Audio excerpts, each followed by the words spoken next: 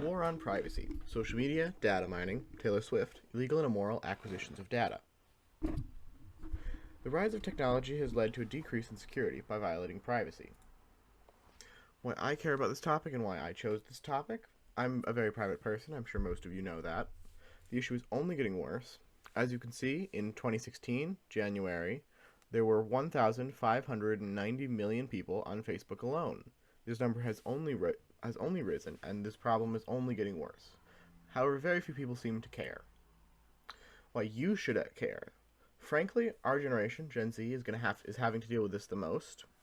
We have grown up with social media, which is a big proponent of privacy violations, and the UN has actually declared that privacy is a human right. And if one human right is taken away, they're all taken away.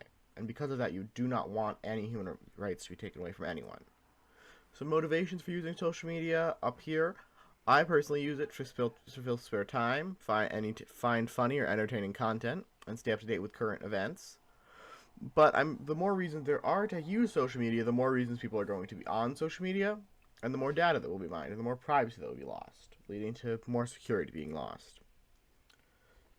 Some background to this topic: technology is anything human-made.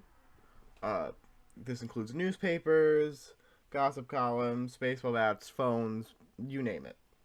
We're focusing on the community technology, though. But even before newspapers, people have been spreading gossip, which is just private information that has been made public with the definition of a privacy violation. Newspapers made this even worse with gossip columns, editorials, their main articles on celebrities and the like. And then photographs came along and it made it even worse. There was a paper on this by the Harvard Law Review in 1890, because now anything could be spread, any photograph of anything. And the NSA and other national security agencies and security agencies in the US at least require warrants to access data or to search properties. But to access data, there are a couple of workarounds, which is, what it is. This is a table from the U.S. Office of Naval Research in Arlington. This is just what they do with the social media. They do a bunch of humanitarian things, which is wonderful, and that's the good aspect of social media.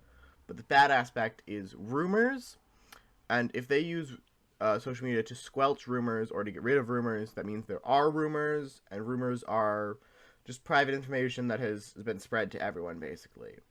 You know what the rumor mill is. We're in high school. Some examples of this privacy being violated, leading to security loss, is the fake explicit images of Taylor Swift that circulated the internet this year. This was not just in the US, it was anywhere with social media. They were all over Twitter, Facebook, but it was a huge thing, and I personally would feel like my privacy had been violated, and that I was no longer secure if this sort of thing had happened to me or anyone I cared about. As you can see, yeah. Personalized ads are also an example of this through malicious data mining. Personalized ads use data that they've collected from your time on a site, run it through an algorithm, find products and services they think you might like, and then put those products and services back out as ads. Social media companies do this a lot, and if you read a terms of service agreements once in a while, you might realize that they basically have the right to do whatever they want with your data, which includes selling it, and that's the issue. They sell it to places like the NSA, who take the data, run through it for whatever purposes they want. Now, another issue is scams through AI. Again, like the Taylor Swift thing.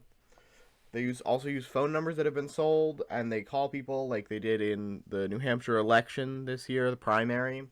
Someone used an AI-generated voice of Joe Biden to dissuade voters, and if you're dissuading voters, that disrupts the entire security of our government, basically, because we're built on voters. Again, personalized ads are a huge thing. Solutions to this is that there are already some laws in place to limit data mining or require consent. Terms of service agreements, however, allow for bypassing this.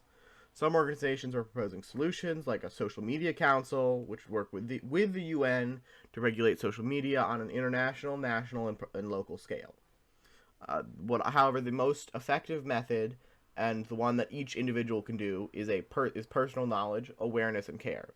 Know what you're signing up for, know what you're agreeing to, know what sites you're going to be on. And you should also curate so that you're not on all of the sites, because some of the sites are worse than others. That's the end of the information, but if you have any questions, they can be directed to my email, my school email, or you can ask me in person.